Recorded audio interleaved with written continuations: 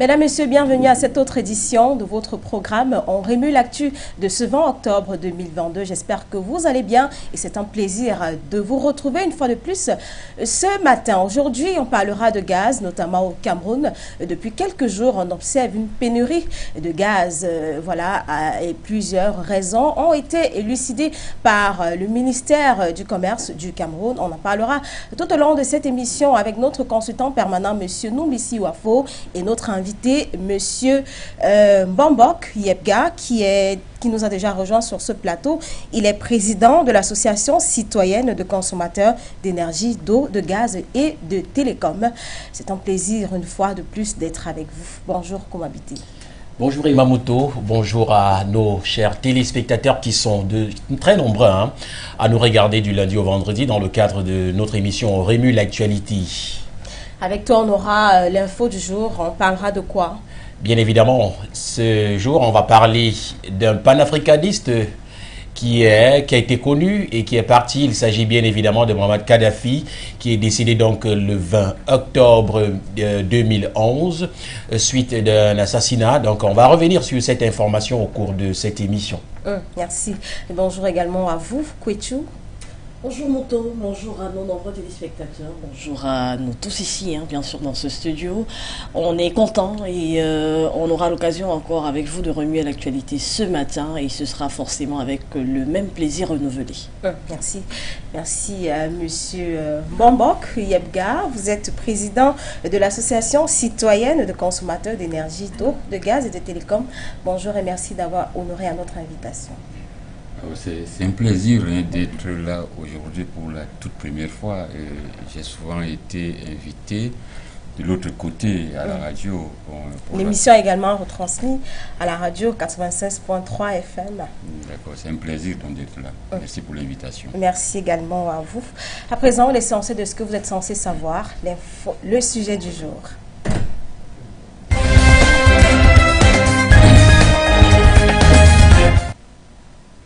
Le sujet du jour, je vous l'ai dit, nous conduit au Cameroun, notamment la pénurie de gaz qui est observée depuis quelques jours.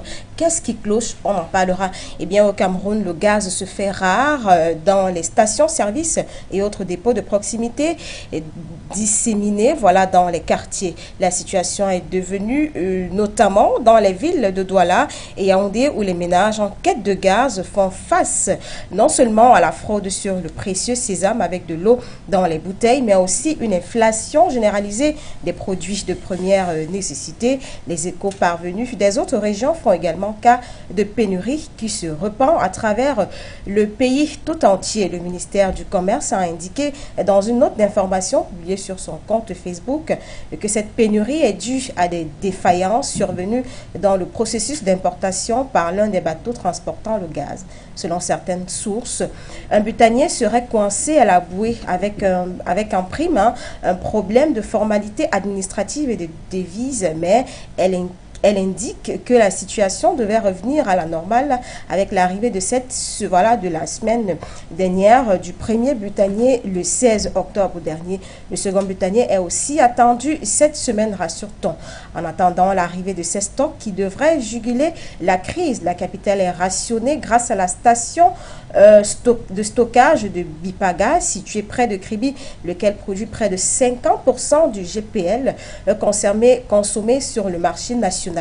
Le centre a une capacité de production de 300 000 tonnes de GPL, l'essentiel du butane, à usage de gaz domestique. Ce que nous faisons, c'est d'informer les populations qu'elles peuvent s'approvisionner à tel ou tel point de vente en attendant le retour à la normale.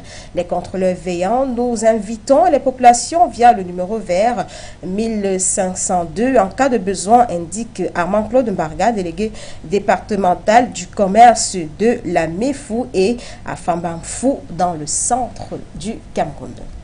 Voilà, le sujet a été étalé. On parle du gaz, notamment la pénurie de gaz qui est observée depuis quelques jours au Cameroun. Je vais commencer par vous, Kwechu. Vous êtes une femme de ménage. Comment est-ce que vous vivez cette situation, cette pénurie de gaz-là? Alors c'est une situation qui est des plus compliquées, c'est d'autant plus que avec cette situation on a compris que ce n'est pas seulement la ménagère entre guillemets classique qui est touchée par cette situation, il est des commerçants, il est des petits commerces qui aujourd'hui sont en train de souffrir et pour d'aucuns sont en train de mettre la clé sous le paillasson. Le secteur de la restauration ou encore ceux-là qui se débrouillent dans ce qu'on appelle le tourne d'eau et d'autres petits cafétérias qui ça et là quand même arrivent à nourrir des familles au Cameroun.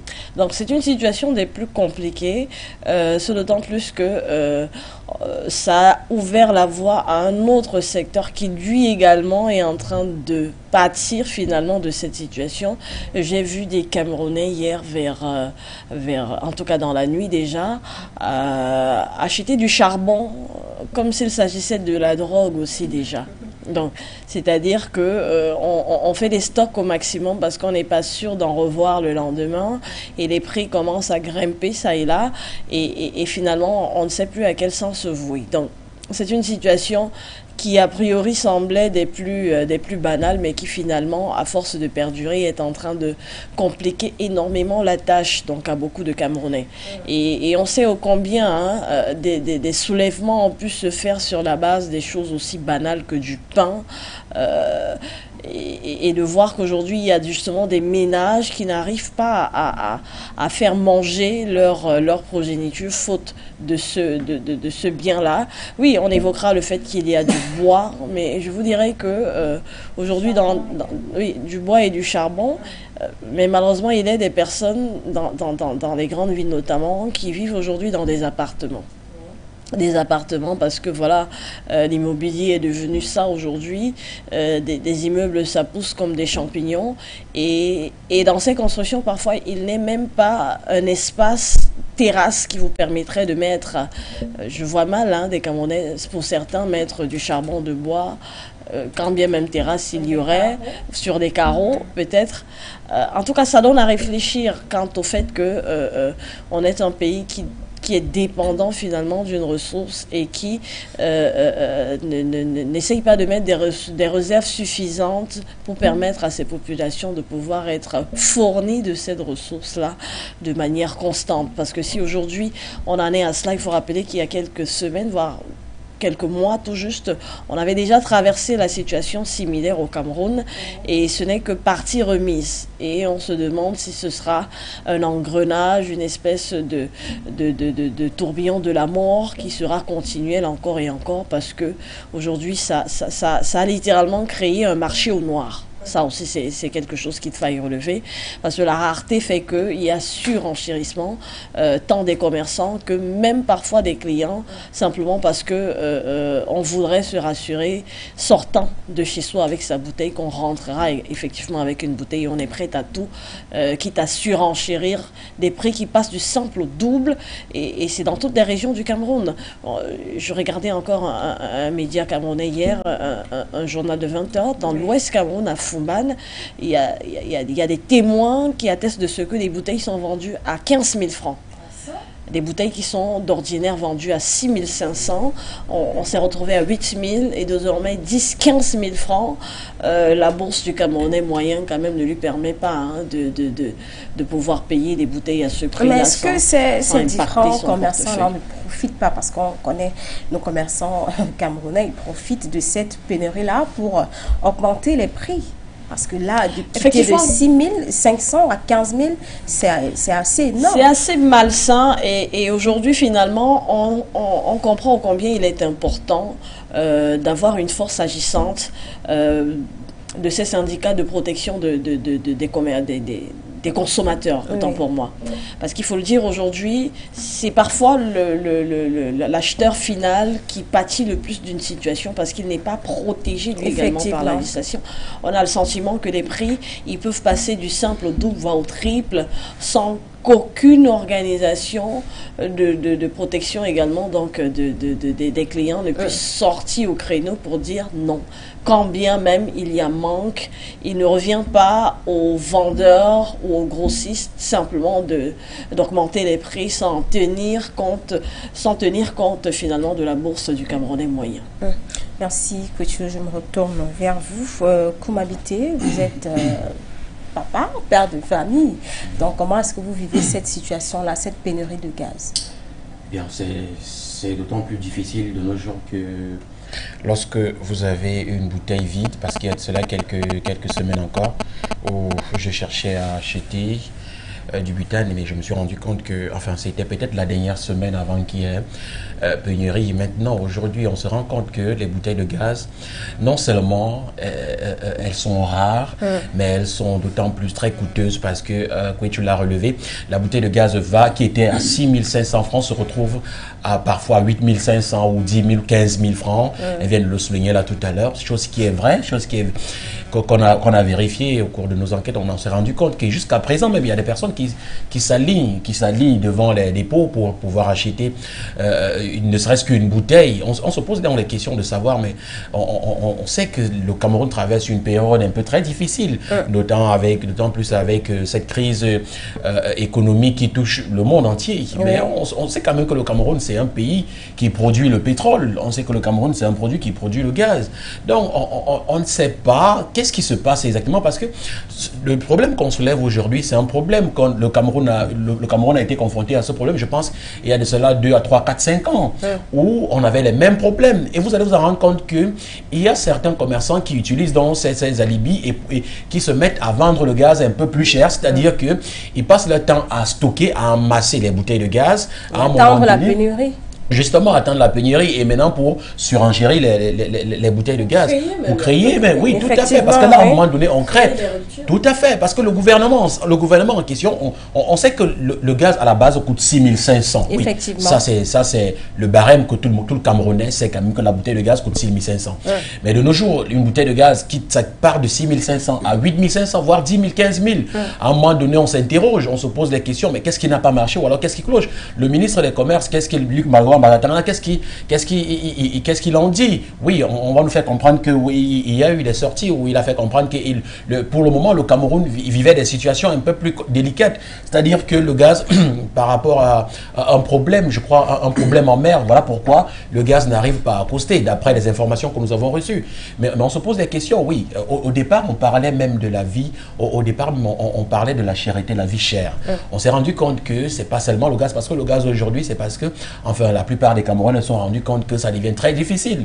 Et parce qu'au départ, on parlait de l'huile végétale qui coûtait, au départ, qui était à 1100 francs ou 1050, mais aujourd'hui, dans les supermarchés, on achète une bouteille d'huile à 1500, 1600 francs, parfois même, vous voyez peut-être même un petit morceau de manioc, on vous dit c'est 500 francs. On se pose des questions. Moi, j'ai souvent une anecdote, hein, quand je vais accompagner parfois madame au marché, je pose la question à la vendeuse de savoir, mais est-ce que quand vous vendez votre taille de manioc à 1000 francs au lieu de 500, est-ce que c'est toujours par rapport à la guerre en Ukraine? La vendeuse me dit simplement que oui, c'est par rapport à la guerre. En Ukraine, je me pose des questions si on exporte aussi du manioc. Mais c'est pour dire qu'à un moment donné, le citoyen camerounais est en train de traverser une étape très difficile. Et vivement, il faut que le gouvernement camerounais mette l'accent dessus, parce que c'est quand même de trop. Le SMIC au Cameroun aujourd'hui ne permet même pas à un pauvre Camerounais de pouvoir ne serait-ce qu'acheter de quoi manger, ou alors ne serait-ce qu'acheter du comprimé. Donc, il ne faudrait pas qu'on exagère. Il faudrait qu'à un moment donné, que le gouvernement camerounais mette la main sur la table. Parce qu'à un moment donné, on a comme l'impression que à chaque fois que ça arrive, le Camerounais dit, bon, ok, d'accord, c'est arrivé, d'accord, j'assume, on encaisse comme ça, et puis on voit ce qui va... Surtout qu'il n'y a pas de choix aussi. Hein. C'est ça le problème, parce que nous, on se dit toujours qu'il n'y a pas de choix. Or, il y a un choix. Il faudrait simplement qu'on dise non. À un moment donné, quand ça ne va pas, il faudrait que les Camerounais se lèvent et disent non. On ne peut pas supporter. Au Gabon, ça a été le cas lorsque, ça fait pas encore 2 semaines, où les citoyens gabonais se sont retrouvés en train d'acheter une bouteille d'huile végétale à 2500 francs. Où ils ont dit non, on ne peut plus. Et là où le gouvernement a été obligé de sortir. Mais ici au Cameroun, ou alors au Cameroun, on a pour habitude, lorsqu'on apporte, c'est-à-dire lorsqu'on nous impose un prix, le Camerounais va dire oui, d'accord, on a imposé, ok, on n'a pas de souci, on va faire avec. Mais à un moment donné, ça commence à aller crescendo, et du coup, c'est le citoyen le plus pauvre qui est en train d'en pâtir et qui est en train d'agoniser. Merci, Koumabité. Je me retourne vers vous. Mbombo Yepga, le ministère du Commerce parle de défaillances survenues dans le processus d'importation par l'un des bateaux transportant le gaz. Quel regard jetez-vous sur cette pénurie de gaz observée depuis quelque temps au Cameroun? Bien, alors, moi, je me méfie toujours des déclarations politiques. Si un politicien te fait écouter un discours, il faut tout de suite imaginer le contraire de tout ce qu'il dit. Alors, quand il le dit, le ministre du Commerce, moi j'ai envie de dire que il faut regarder ailleurs. Des informations que nous avions eues ne nous présentaient pas de défaillances.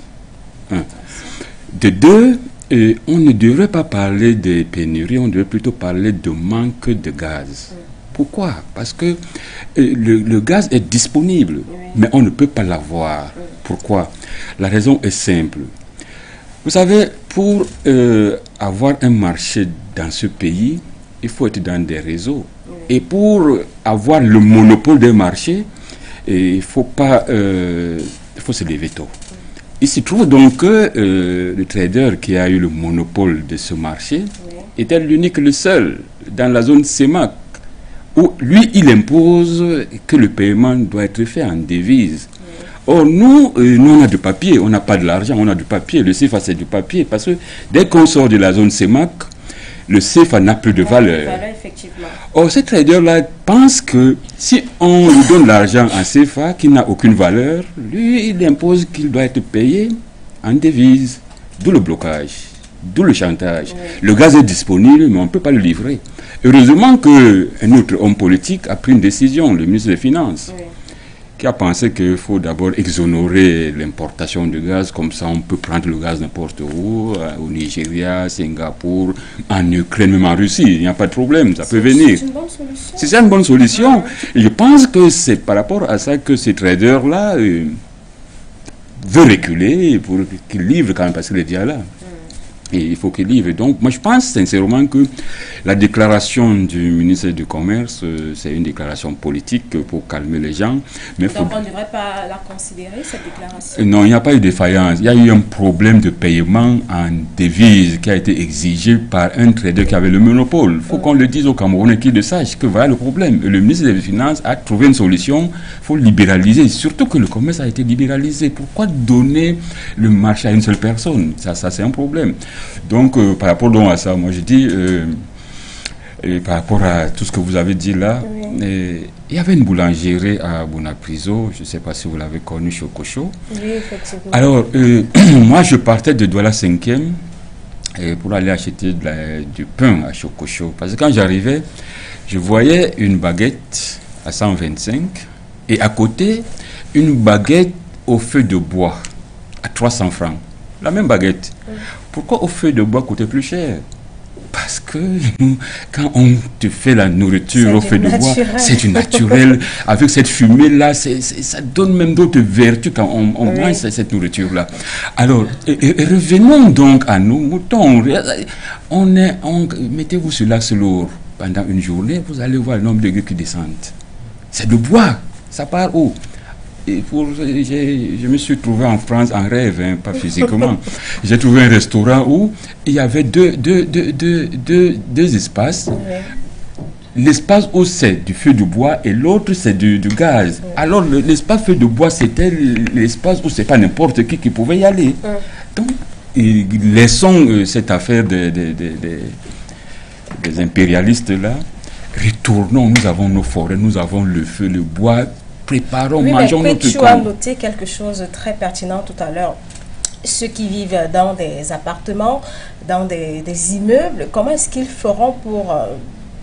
il sera difficile pour ces personnes d'étaler du bois là sur les carreaux. Justement parce qu'on a mal copié. Parce qu'ailleurs, on voit des immeubles partout, il y a des châteaux, mais non. Et construisons, ce n'est pas la terre qui nous manque, ce n'est pas de l'espace qui nous manque. Construisons.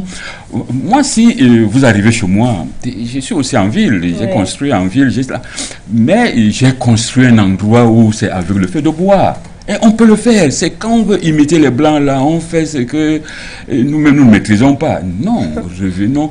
Vous allez chercher quoi dans des immeubles? Abandonnez ça. Et si vous êtes dans des immeubles, faites des choses en bas où vous allez cuire votre nourriture. Quand il faut travailler avec le bois naturel. Tu vas descendre là au rez-de-chaussée, d'aller bois ou du charbon. Non, pas au rez-de-chaussée. C'est-à-dire quand on aménage, il faut pouvoir aménager des endroits où il y a des zones où il y a des cuisines au feu de bois. On met des cheminées pour que même si vous êtes dans des immeubles, quand vous voulez préparer, il y a un endroit comme des cuisines où chacun vient entrer, met son bois et prépare. Et revenons, repensons. Il suffit de penser et puis ça va marcher. Mais aujourd'hui, on copie, on colle et puis on ferme les yeux. Non, il faut penser un peu. Donc, vous ne subissez pas ce manque de gaz-là? Malheureusement, je ne subis pas ce manque de gaz parce que, par habitude, et chaque fin d'année, il y a tout ce problème. Alors, ce que moi j'ai fait, que ce soit dans mon village, que ce soit si j'ai 3 bouteilles de gaz. Donc, moi, je m'alimente, je les laisse là. Et j'ai le charbon. J'ai le bois et puis voilà. Et je n'ai pas de ces soucis. Voilà, merci Bombok Yebgara, on y reviendra tout à l'heure avec vous. Mais à présent, on s'intéresse à l'info du jour, c'est avec vous, Koumabité. Eh bien, merci une fois de plus et Mamuto. L'info du jour nous conduit en Libye, plus exactement dans la ville de Chypre où l'homme fort libyen, donc il s'agit de Kadhafi, officier des forces armées libyennes. Kadhafi arrive au pouvoir lors du coup d'État de 1969 qui renverse la monarchie. Il se distingue d'emblée par une politique volontariste visant donc à concrétiser les objectifs du panafricanisme social. En 1977, il réorganise les institutions de la Libye en faisant du pays un Jamaïra, voilà, c'est-à-dire titularisé donc un État de masse gouverné par un peuple lui-même selon un système de démocratie directe. En 1979, il renonce au poste d'officier de chef de l'État, mais demeure de facto aux commandes de la Libye avec donc le titre de guide de la révolution de la grande Jamaïra, voilà, arabe libyenne, populaire et sociale. Sur le plan interne, sur le plan intérieur, son régime donc utilisé les ressources financières de la Libye pour en développer les infrastructures du pays, c'est-à-dire l'éducation et le système de santé. Les libertés politiques sont donc, entre autres, par contre, quasi nulles dans ce pays-là et le pouvoir s'appuie sur un système de terreur et de surveillance constante de la population sur la scène internationale. Kadhafi milite donc pour le panafricanisme et le panafricanisme, il utilise donc en outre la manne pétrolière pour financer à un moment donné des organisations militaires qui seront donc contre certains pays en Occident, bien évidemment d'autres sur la planète. Il est donc notamment accusé d'être le responsable de l'attentat de Lockerbie en 1988 et de l'attentat contre le vol de 772 UTA en 1989. Kadhafi décède donc le 20 octobre 2011 suite à un assassinat. Voilà donc Emamuto.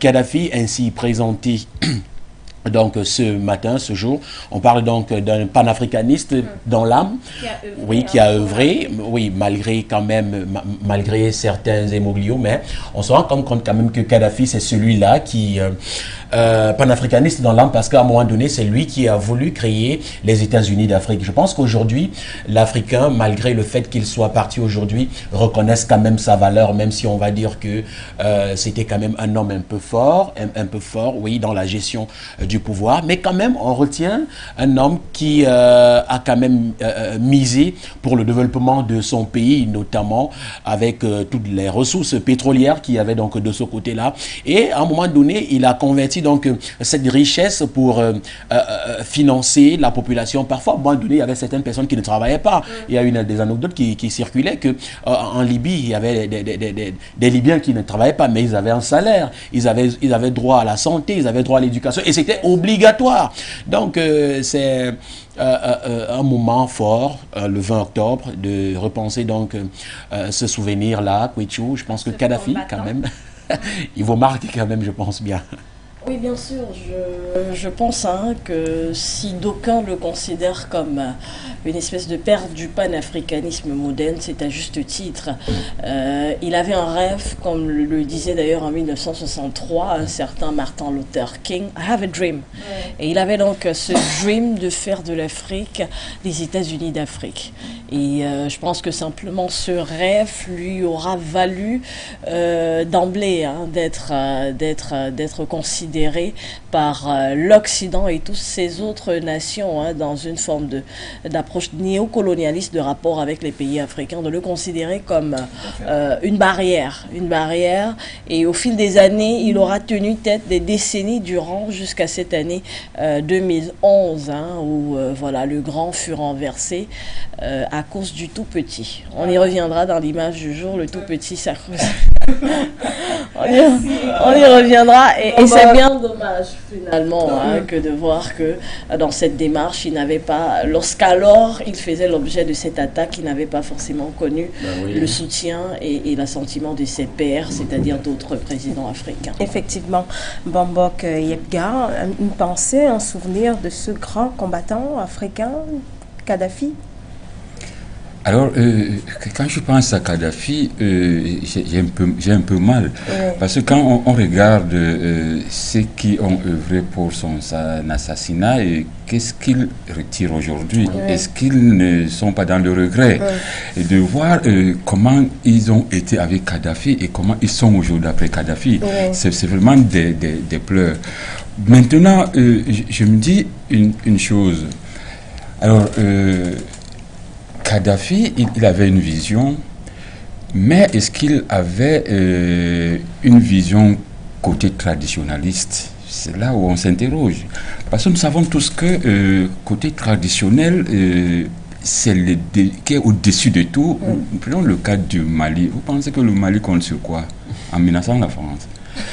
et moi, quand je suis devenu Mbombok, j'avais un ouvrier chez moi qui était malien.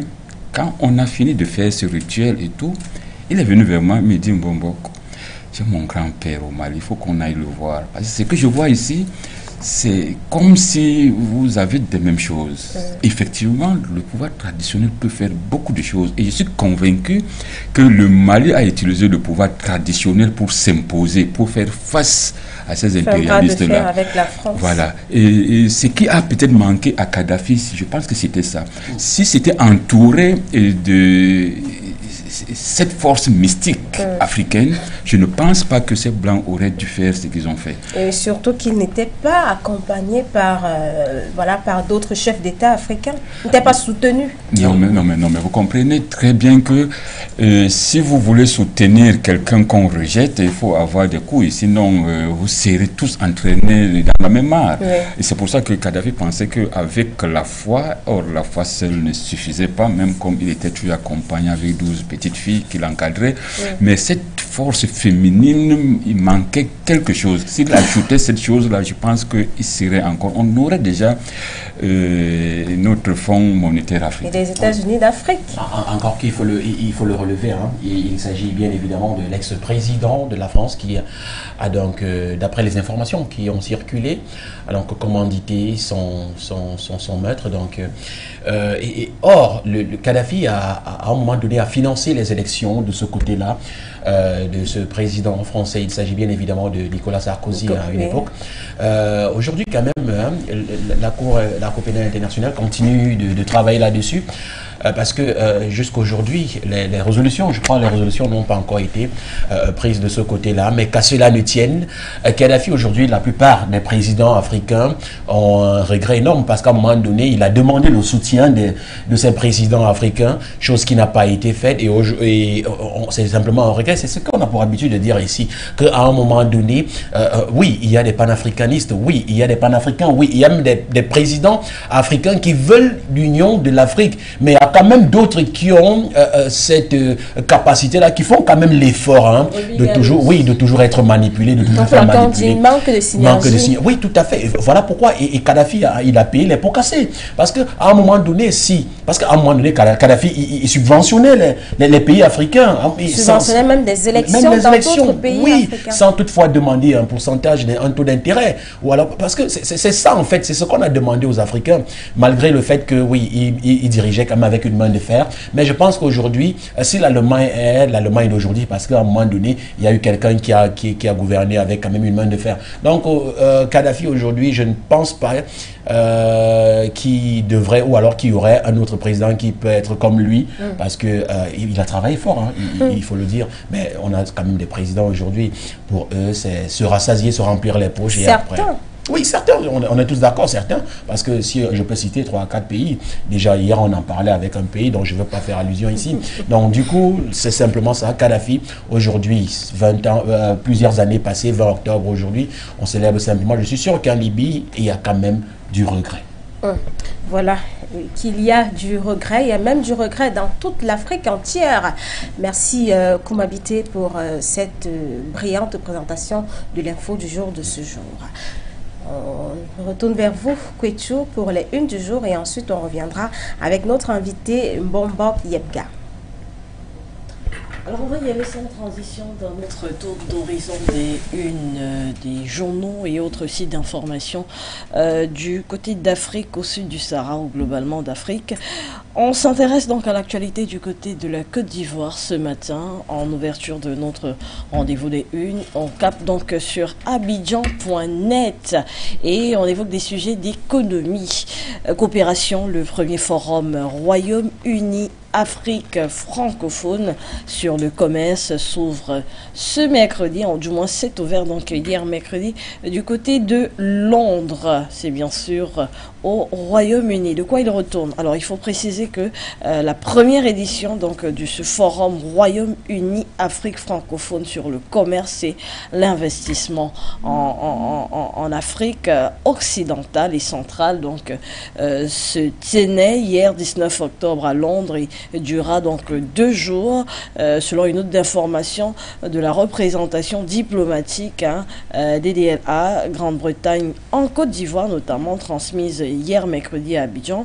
Les politiciens de haut vol et les chefs d'entreprise de 8 pays différents donc africains prendront part à ce forum ainsi que les pays qui participeront donc au sommet sont entre autres la Côte d'Ivoire, le Sénégal, le Cameroun, le Bénin, le Niger et la Guinée. Voilà, c'est dire donc que c'est une actualité panafricaine pour vous ce matin et je vous invite vivement à aller vous en imprégner sur le site abidjan.net.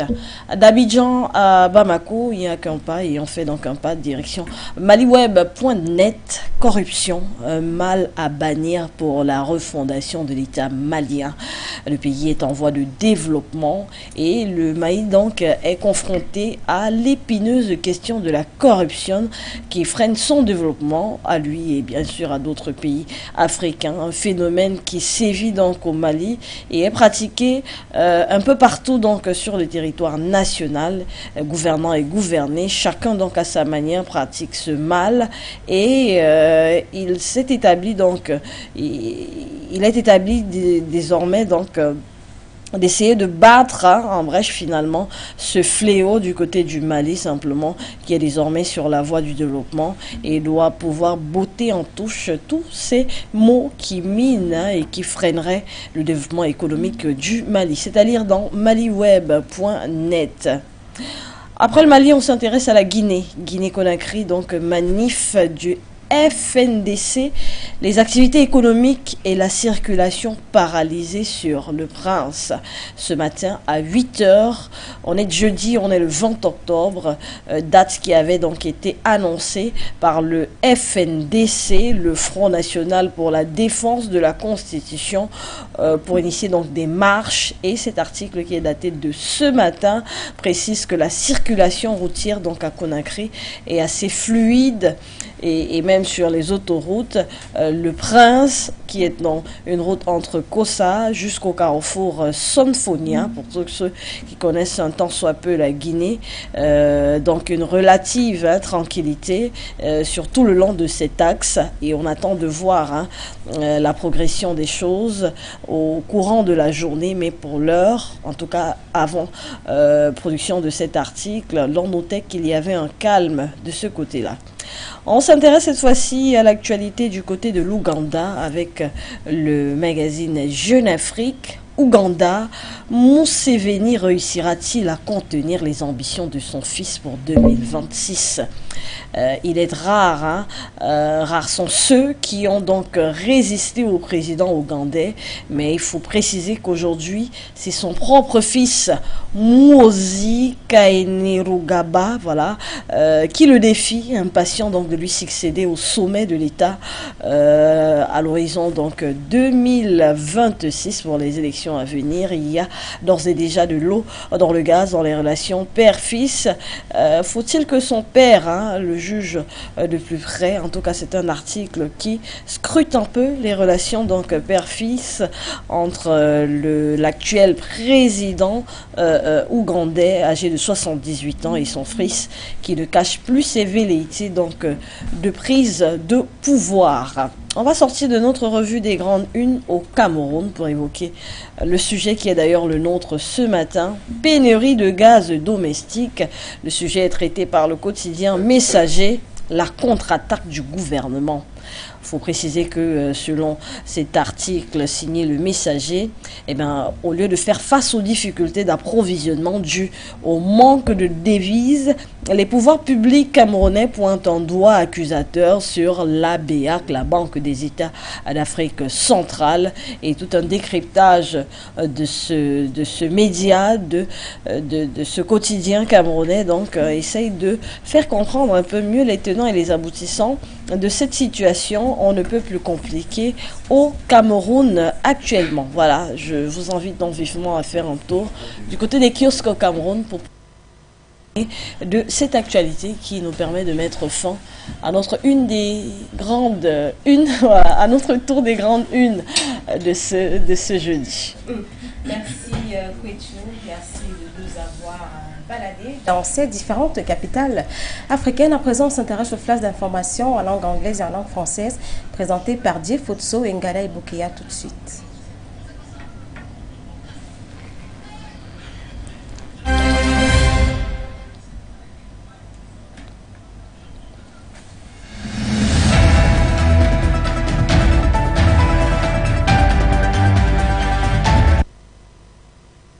The pleasure is mine this morning, ladies and gentlemen. Welcome to News Brief over for you television. J-Futso, my name. Without transition, we begin onto the Horn of Africa.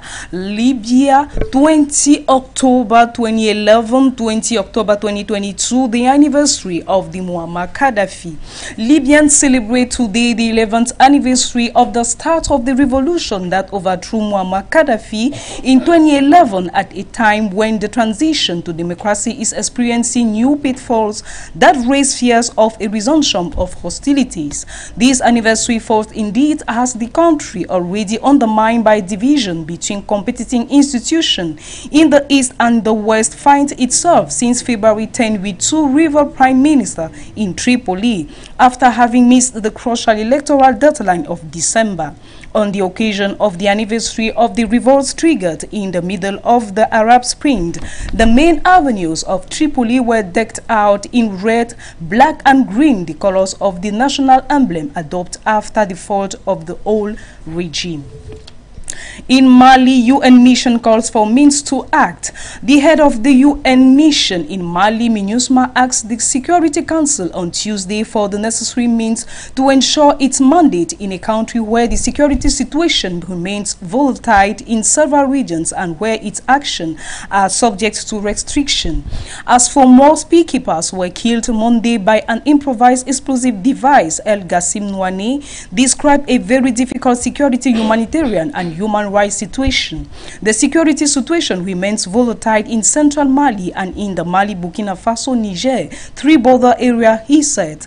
The report by Secretary General Antonio Guterres discussed at the meeting highlighted restriction on movement and access forced by units, most of them imposed by Malian authorities, as well as disinformation campaigns against the mission. We now move away to Cameroon. Battle cholera outbreak has flood-ravaged border areas. Cameroon says a fresh wave of cholera outbreak provoked by ongoing floods and its northern border with Chad and Nigeria has killed at least 70 people and many more are feared dead in difficult-to-access villages within a week. An emergency meeting by government officials and relief agencies on Wednesday ordered the deployment of humanitarian workers to overcrowded hospital, especially on the border with Nigeria.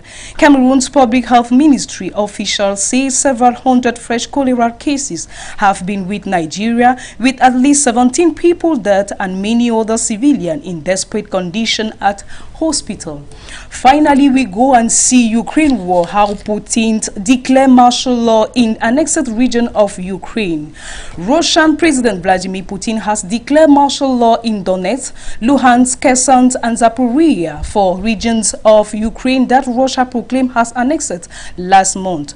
Putin did not immediately spell out the step that would be taken under martial law, but said the measures were intended to increase the stability of the economy, industry and production in support of Russia's special military operation in Ukraine. We are working on solving very complex large-scale talks to ensure the reliable future for Russia, the future of our people, he said in televised remarks to members of his Secretary Council on Wednesday. On that, we put a close to this edition of News Brief over For You Television. Once more, J Photo, my name. Keep watching on Remuklechu.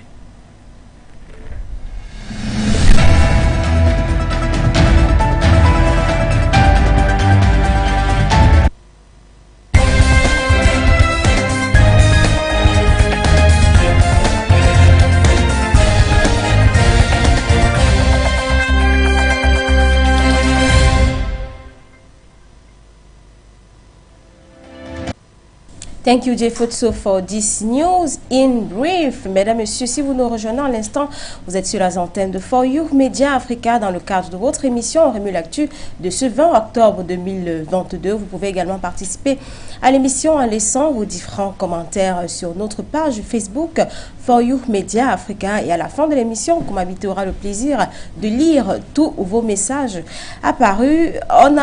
Est-ce qu'on a Monsieur Noubissi en ligne déjà? Voilà, je me retourne vers vous, Bombok Yebga, au regard des raisons élucidées par le ministère du Commerce, notamment un retour à la normale qui avait été annoncé le 16 octobre dernier. Mais aujourd'hui, nous sommes le 20 octobre. Est-ce qu'il faudrait s'inquiéter ou alors c'est la communication du gouvernement qui n'a pas assez rassuré les populations? C'est un problème peut-être d'habitude. Il faut seulement garder son calme et puis utiliser des moyens de bord. Hier, j'étais dans une station où j'ai trouvé une petite discussion entre les vendeurs et des éventuels clients. Et on leur disait que non, on a une livraison hier soir, mais qui est fini. Et si vous voulez avoir du gaz maintenant, vous pouvez aller dans telle autre station. Bon, de bouche à oreille, et ça, c'est pas gentil. Déjà, ça veut dire que ça commence quand même à venir, mais il faut avoir l'information et je souhaite que les revendeurs n'utilisent pas cette méthode pour faire des enchères. Que l'État doit mettre l'œil pour contrôler ces arrivées et la répartition équitable pour tout le monde. Il ne faudrait pas que ce soit des privilégiés qui aient ce gaz, parce que quand on a faim, on a faim. C'est pas parce que on habite en Mondo Nouvelle ou bien Bonapriso qu'on devrait être privilégié ou pas privilégié. Donc, il faudrait que ce soit à la disposition de tout le monde et que ce soit disponible et que la communication, le message soit porté à tous les médias pour que vous, comme vous êtes là, vous relayez le message. Et qu'est-ce qu'il faut faire, ou alors quels conseils vous leur donnez pour empêcher ce phénomène-là? Parce que là, ça va de bouche à oreille. Quand il y a approvisionnement, on appelle certaines personnes, on leur dit, il y a le gaz, tu peux venir t'approvisionner. Et ceux qui ne sont pas peut-être proches de ces revendeurs-là, comment est-ce qu'ils font? Alors, pour ceux qui ne sont pas l'approche de ces revendeurs, ne faites pas comme si vous n'avez pas de gaz, vous allez mourir. Tout simplement. Quand vous créez le besoin, c'est là où faites comme si ça ne vous intéressait pas, faites comme si le feu de bois, le charbon font le secours, et puis selon avec leur gaz, ce sera peu de manque, ce sera peu de pénurie, vous allez venir quand il y aura peu de rang, vous allez venir acheter normalement. Mais si vous pensez que si vous n'avez pas de gaz aujourd'hui, vous allez mourir, ils vont monter les enchères. Voilà, merci Bombok Yedga. On a M. Noumissi Wafo en ligne, notre consultant permanent. Bonjour M. Noumissi Wafo. Merci, bonjour à tous ceux qui t'entourent en studio, bonjour à tous ceux qui nous écoutent. C'est un plaisir de vous recevoir ce matin, une fois de plus, M. Noumissi Wafo. Aujourd'hui, on parle du gaz, notamment au Cameroun. Depuis quelque temps, on observe une pénurie de gaz, selon vous. Voilà, et le ministère du Commerce parle de défaillance survenue dans le processus d'importation par l'un des bateaux transportant le gaz. M. Noumissi Wafo, quel regard jetez-vous sur cette pénurie observée depuis quelque temps au Cameroun? Je voulais d'abord dire que c'est la raison officielle. Vous savez, dans la gestion de l'État et dans les questions sociales, il y a des choses qu'on dit, mais il y a également des choses qu'on ne dit pas. C'est clair que, officiellement, il s'agit d'un problème lié au transport du gaz et de son lieu de livraison au Cameroun. Et on dit que ce problème-là, enfin le ministère, l'État camerounais dit que ce problème-là serait lié à des questions administratives et même aux devises. Mais je dis que c'est officiel parce que la manière ou alors notre situation par rapport au gaz domestique pose en soi un problème qu'il faut comprendre. Le Cameroun a dans son sol du gaz. Le Cameroun est donc un pays qui a parmi les richesses qui sont exploitées, le gaz. Mais paradoxalement, et c'est une situation qui est similaire à la situation du pétrole, paradoxalement, le Cameroun, pour avoir du gaz domestique, est obligé d'importer. C'est-à-dire qu'au Cameroun, il n'y a pas une unité de production industrielle de gaz domestique. Ça veut encore dire quoi? Ça veut encore dire que le gaz qui est exploité chez nous est exploité pour l'exportation. Et donc, le simple fait que nous ayons du gaz sur place et que nous préférions exporter notre gaz pour importer le gaz qui va être utilisé chez nous est un problème. C'est un problème parce que l'importation du gaz, c'est quand même quelque chose de complexe. L'importation du gaz provoque des surpoids, je veux dire, un plus en termes de dépenses, c'est-à-dire que ça accroît des dépenses liées à l'approvisionnement en gaz. C'est que ça nous met en situation de dépendance permanente. Et vous savez, ce qu'il y a aujourd'hui comme des problèmes sur le marché international, des problèmes qui sont naturellement liés au gaz, problèmes eux-mêmes qui ont un lien avec la guerre qui se déroule en Ukraine. Donc, nous avons déjà ce problème-là. Et je pense pour ma part que si nous avions été prévoyants, on se serait arrangé à ce que, et surtout que je ne sais pas ce qui nous empêche de le faire, on se serait arrangé de sorte que chez nous, le gaz qui est produit localement soit directement, si vous voulez, recyclé, transformé, pour être livré dans les ménages.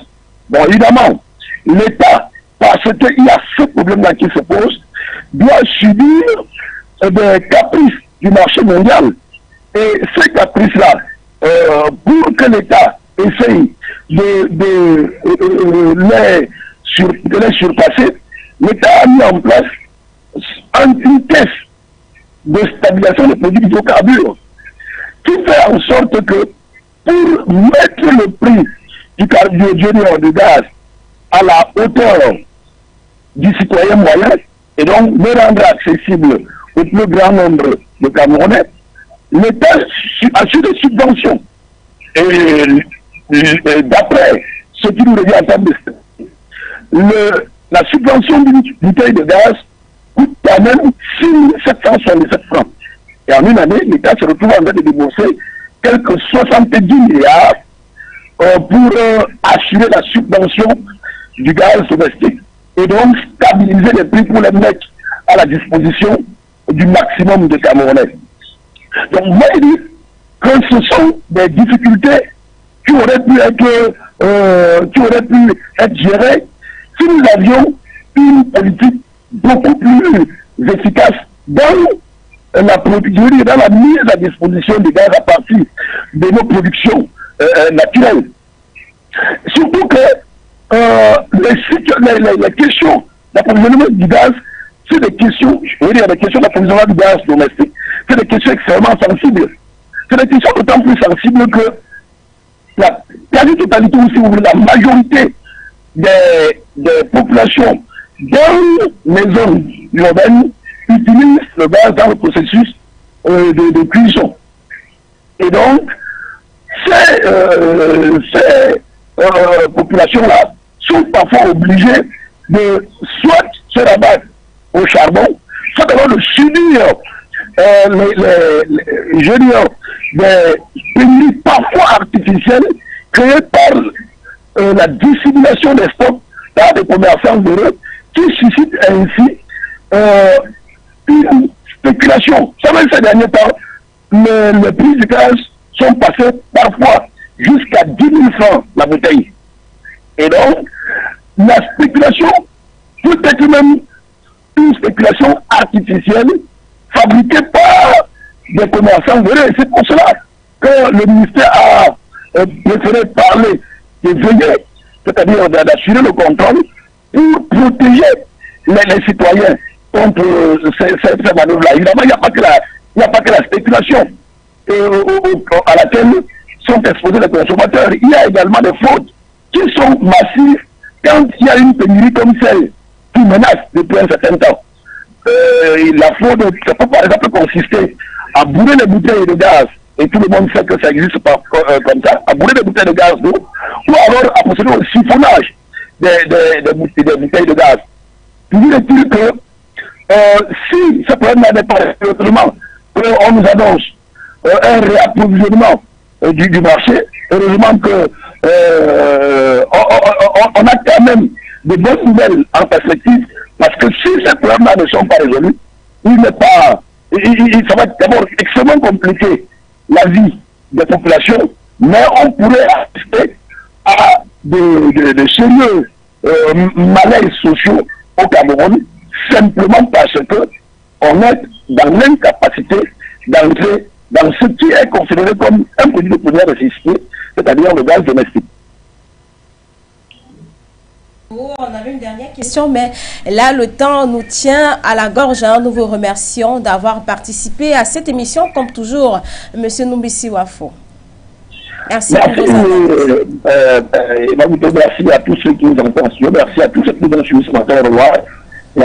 Oui, on aura le plaisir de vous recevoir demain. Passez une excellente journée, M. Numbisi Wafo. Merci. Voilà, merci Monsieur Numbisi Wafo. Tout à l'heure, Dr Mbombo a parlé d'une dépendance que Bombo Guiebga, tout simplement, a parlé d'une dépendance que on devrait sortir de ce confort-là et se remettre, voilà, aux anciennes pratiques, notamment le bois, le charbon. Toi, qui as une femme de ménage, je pense que la somme de tout cela est possible. Il n'y a un problème à cela que lorsqu'on a un rapport de condescendance, ou alors de se dire, pour ceux qui utilisent le bois, c'est comme signe de dénigrement pour d'aucuns. Je pense que c'est là qu'il y a un problème. Il est des ménages aujourd'hui qui allient la somme de tous ces trois moyens de cuisson, c'est-à-dire le charbon, le feu, le bois, lorsque c'est des cuissons qui méritent vraiment un traitement de sorte à avoir un résultat, une qualité vraiment optimale de goût. Le charbon également pour essayer de contourner lorsqu'il y a des mets qui durent longtemps au feu, et également le gaz. Mais il aide des personnes aujourd'hui, c'est pas juste le cas africain, c'est pas juste le cas du Cameroun, mais globalement, surtout pour nous les femmes, qui avons le sentiment que de retourner à ce mode de cuisson, c'est comme un mode de cuisson rétrograde. Voilà. À ça, par contre, je suis pas d'accord. Je suis pas d'accord. Ça n'a rien de rétrograde. Il n'y a pas à regarder avec un regard condescendant cette ménagère qui, elle, a encore recours à cela. D'ailleurs, tout le monde y va de sa bourse et c'est pas comme si le fait de cuisiner avec cela altérait la qualité des mets que nous cuisinons, bien au contraire. D'ailleurs, Bombok le faisait savoir, le goût y est toujours. Voilà. Dans des situations comme celle-ci, ça nous permet simplement justement de revenir ou alors de plus s'apesantir sur ce mode de cuisson-là. Si déjà on a lié les trois, et bien aujourd'hui on fait une croix sur le gaz puisqu'il y a manque. Et quand on le peut, quand je relevais le fait qu'il y ait des immeubles aujourd'hui, c'est pas pour dire que ceux qui y vivent ont tous cette tendance un peu hautaine ou alors à regarder du bois avec. C'est juste qu'ils n'ont pas, bien qu'il en ait, hein, qui se disent que jamais ça c'est des histoires d'il y a fort longtemps, c'est dépassé. Mais même avec la volonté, cela ne pourrait pas. Donc il faut également prendre cela en compte. Mais voilà, c'est un peu ce que je pouvais dire à ce propos. Je ne dénigrais en rien le fait de cuisiner avec du feu de bois, Bombok. Bien au contraire, du bon coquille dans l'Ouest Cameroun. Voilà. Ou encore d'autres mets comme... Il paraît que même le coq sucré dans le Sud Cameroun, ça a une saveur particulière lorsque c'est fait. Lorsque c'est fait au bois. Voilà, peut-être pour sortir, on n'aura malheureusement pas l'image du jour, le temps. Ah, j'aurais bien voulu. En 2 minutes, d'accord. On se l'a fait. 2 minutes, en 2 minutes. L'image puisque ça revient un peu avec l'actualité. Ah, d'accord. Alors, l'image du jour, si la réalisation nous le permet, c'est consacré au guide libyen Mohamed Kadhafi. Et je voulais absolument qu'on en parle parce que c'est tellement preuve du rapport vicieux qui avait existé entre Kadhafi et Nicolas Sarkozy. Alors, on a en image une rencontre entre Mohamed Kadhafi et celui qui était alors président de la France, Nicolas Sarkozy, depuis seulement 9 mois. Non, depuis 7 mois. Voilà. 7 mois, oui. Cette rencontre s'est tenue. Et son assassin. Voilà. Effectivement. Voilà. Alors, bon, on est à l'Élysée le 10 décembre 2007. Sarkozy est président depuis seulement 7 mois, puisqu'il est passé à la tête de la France en mai 2007. Alors, ce qu'il faut dire de ces images, c'est que ça avait énormément fait jaser, même en France, parce que la photo prise à l'instant était introuvable sur le site de l'Élysée. Il avait donc été bien concocté des moyens pour que ces images ne soient pas sur le site officiel de l'Élysée, comme pour déjà dans ce rapport, quelques mois seulement après son passage à la tête, déjà dissimuler le fait qu'il y avait quelques rapports particuliers entre lui et le leader libyen. Donc aucune trace de la visite du leader en France n'avait été partagée sur le site. Les médias français même s'étaient intéressés à cette actualité. L'Élysée avait prétendu que voilà, le site avait été renouvelé et que de fait des images s'étaient perdues. Sauf qu'on avait constaté que d'autres rencontres, d'autres présidents étaient sur le site, dont notamment celle de la visite de Ben Ali ou encore d'Hosni Moubarak, qui elle était toujours sur le site. Alors la question était de savoir, il est des présidents dont les images se perdent et d'autre part, qu'est-ce qui ne va pas? Voilà, ça fait rire, mais ça fait énormément pleurer quand on sait ce qu'il est advenu quelques années après de Mohamed Kadhafi, après cette visite donc à Nicolas Sarkozy à l'Élysée. Voilà. J'ai fait assez bref. Merci beaucoup, Couture. Tu avais raison d'insister. C'était tellement riche, ces images. Pour sortir, Bombok, on avance également la question du conflit russo-ukrainien. Est-ce que vous ne pensez pas qu'il est temps de diversifier les sources d'approvisionnement de gaz au Cameroun? Alors, comme on l'a dit, c'est un impératif, il faut le faire. Et si on reste coincé chez un qui aura le monopole, qui nous fera le chantage du jour au lendemain, ce sera des soucis. Mais j'insiste sur le feu de bois. Est-ce que vous savez que nos grands-parents n'avaient jamais eu d'AVC? n'avaient jamais eu de diabète. Tout simplement parce que cette fumée-là qui montait tout le temps chassait tous ces maux-là. Il faut y revenir, il faut y penser. De deux, je voudrais donner un conseil aux femmes qui utilisent, parce que c'est chez nous, hein, c'est les femmes qui préparent, les hommes préparent très peu. Quand vous allez acheter le gaz, quand ça va revenir là, et à la boutique, là, testez déjà le gaz. Allez avec votre bouteille d'eau, vous versez de l'eau. Alors la partie qui est sèche, sachez que c'est vide. Or, si l'eau de la bouteille reste mouillée, ça veut dire que le gaz est plein dans la bouteille. S'il y a une partie qui sèche, comprenez tout de suite que cette partie est vide. La bouteille n'est pas pleine. N'est pas pleine. Testez ça avant même d'acheter. Donc, ceux qui disent aujourd'hui que bon, on siphonne, on fait ceci, vous pouvez tester avant d'acheter votre bouteille de gaz. Et fermez toujours le robinet de gaz quand vous allez dormir. Et puis, le tendeur, là, il a une durée de vie. Ne prenez pas le tuyau qui alimente votre foyer pour 10 ans. Non, ça a une durée de vie. Quand vous le laissez pendant longtemps, le gaz fuit. Et quand ça fuit, vous pensez que la bouteille était à moitié plein ou à moitié vide, comme vous voulez, mais testez tout ça et vous allez vous en sortir. Merci beaucoup pour ces magnifiques conseils, Bombok Yebga. Merci également d'avoir participé à cette émission. Merci pour tous ces conseils. Nous allons retourner à l'ancienne méthode, notamment le bois et le charbon. On n'a pas le choix. En tout cas, toujours est-il que dans le sud Cameroun, lorsqu'on vous fait un bon mets de poisson de douce, c'est avec du bois et vraiment ça a un parfum très différent. Donc je pense que M. Bombok, il a quelque chose de particulier, ce monsieur, c'est qu'il maîtrise quand même, en plus qu'il est Bombok, donc il maîtrise quand même cette tradition-là. Voilà, bien évidemment. On va repartir à cette école. Mesdames, Messieurs, c'est ici que s'achève cette édition de votre émission Remue l'actu de ce jour. Merci Kwechu. Allez, à demain, Moto. Merci comme invité. Merci Emma Mouto, merci à tous nos chers téléspectateurs. Un bonjour à ceux qui nous regardent de l'autre côté de Djoum, c'est au sud Cameroun. Merci une fois de plus à vous, Bombok Yebga. C'est un plaisir pour cette première. Voilà, c'est terminé pour aujourd'hui. Restez en compagnie de nos programmes et passez une excellente journée.